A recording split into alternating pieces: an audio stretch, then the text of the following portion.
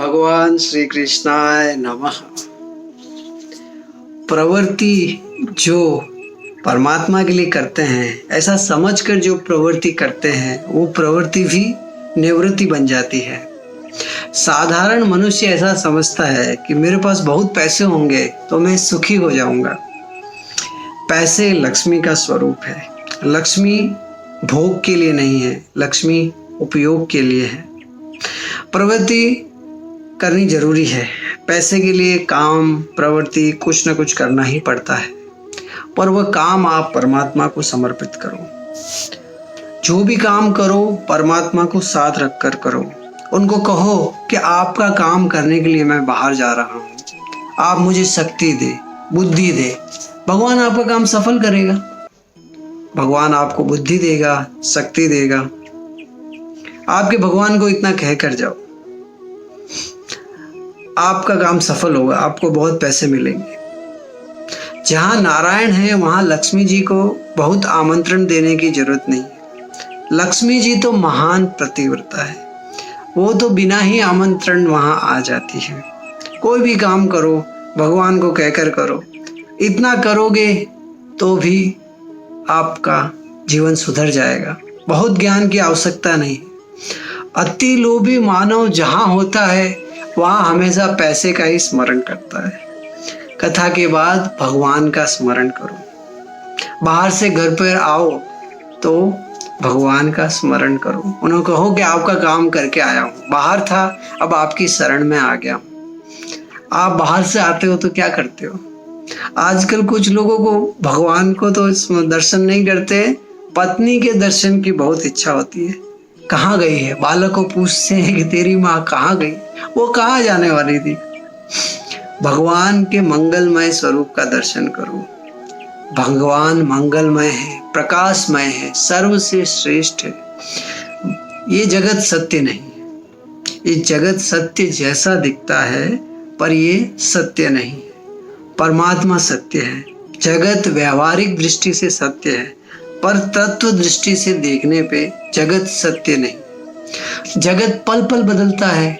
जो पल पल बदलता है वह सत्य कैसे हो सकता है? सत्य तो बदलता नहीं। जैसे सूर्य पश्चिम में उगता है, क्या वह बदल सकता है?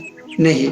वैसे ही ये जगत सत्य नहीं है, क्योंकि ये पल पल बदलता है। परमात्मा सत्य है।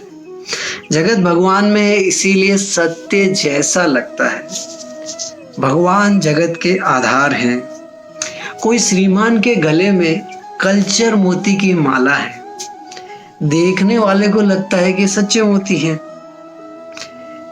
मोती खोटे हैं। श्रीमान के संबंध से वह मोती सच्चे लगते हैं।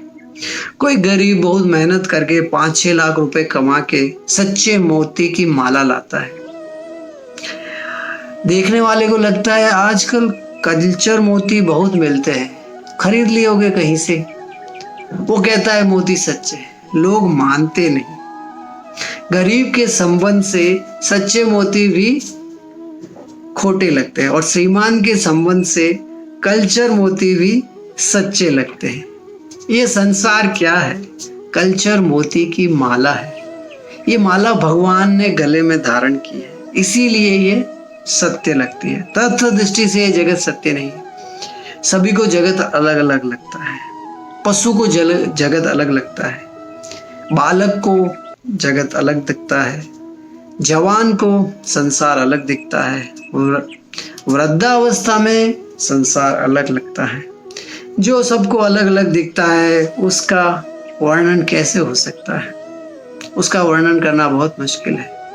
इसीलिए हमारे संतों ने दृष्टि सृष्टिवाद माना है। ये संसार क्या है? जैसी जिसकी दृष्टि वैसी वैसी सृष्टि की वो कल्पना करता है। इसीलिए हमारे संतों ने जगत का बहुत विचार नहीं किया है। बालक को संसार अलग दिखता है। किसी माँ के गोद में बालक बैठा है, उसको आप 2000 की नोट दिखाओ और बोलो अपनी माँ को छोड़ के आ जा मेरे पास, मैं तुझे 2000 रुपये दूंगा। वो छोड़कर नहीं आता है। नोट में पैसे आपको दिखते हैं, बालक को तो एक पैसा भी नहीं दिखता। उसको लगता है कोई कागज है, इसका क्या करूं? जगत सत्य नहीं है ऐसा समझकर जगत में रहना है। परमात्मा नारायण सत्य है। उत्पत्ति, पालन और संहार, इन तीनों अवस्था में भगवान का स्वरूप नहीं बदलता। इससे साबित होता है कि भगवान सत्य है। सोने की द्वारका में श्री कृष्ण विराजते थे। सोने की द्वारका में बहुत सुख संपत्ति थे, सभी बहुत खुश थे। सोने की द्वारका पानी में डूबती है, यादवों का विनाश होता है। भगवान देखते हैं। उस समय भगवान ने उद्धव जी को उपदेश किया है, अरे उद्धव, ये तो खोटा रुपया था। खोटा रुपया जेब से गिर जाए तो हंसने का या रोने का। सोने की द्वारका पानी में डूबती है। पर प्रभु ने उद्धव जी को उपदेश किया है, परमात्मा नारायण सत्य है, ये सब विनाशी है, उसके पीछे क्यों पड़ता है। मानव दुखी इसीलिए होता है कि जिसका विनाश होता है उसके पीछे पड़ता है, उससे प्रेम करता है, इसीलिए मानव दुखी होता है। सोने की द्वारका अच्छा हुआ भगवान ने खुद डुबो दी। भगवान जानते थे कि आगे जमाने में कैसे कैसे लोभी लोग आने वाले हैं। वहां की मिट्टी, यहाँ के पत्थर उठा के ले जाते, द्वारका को छिन्न भिन्न कर देते। इसीलिए भगवान ने स्वयं द्वारका का विनाश कर दिया। उपसंहार स्व इच्छा से ही करना चाहिए। काल किसी को एक जैसी अवस्था में नहीं रहने देता, काल परिवर्तन लाता है। कंपल्सरी छोड़ना पड़े तो बहुत दुख होता है, जो समझकर छोड़ता है उसको बहुत शांति मिलती है। रामायण में वर्णन आता है, आप कल राजा होंगे, आपके स्वर्ण सिंहासन होगा, आपके ऊपर छत्र होगी। राम जी ने सुना, जो सुना, सुनकर राम खुश नहीं हुए। राम शांत है, राम प्रसन्न है। राज्याभिषेक के दिन कैकेयी रामचंद्र जी को वन में जाने को कहती है। प्रभु शांत है, प्रसन्न है। रामचंद्र जी ने पीताम्बर पहना था, पीताम्बर पहनकर वो वन जाना निकले। कैकेयी को क्रोध आ गया, बोले मेरा राज है, पीताम्बर मेरा है, मेरा पीताम्बर पहन के कैसे जा रहे हो। राम जी पीताम्बर छोड़ देते हैं। कैकेयी राम जी को वल्कल वस्त्र पहन देती है। वल्कल वस्त्र पहनकर राम जी कैकेयी को वंदन करते हैं। राम शांत है, राम प्रसन्न है, राम सत्य है।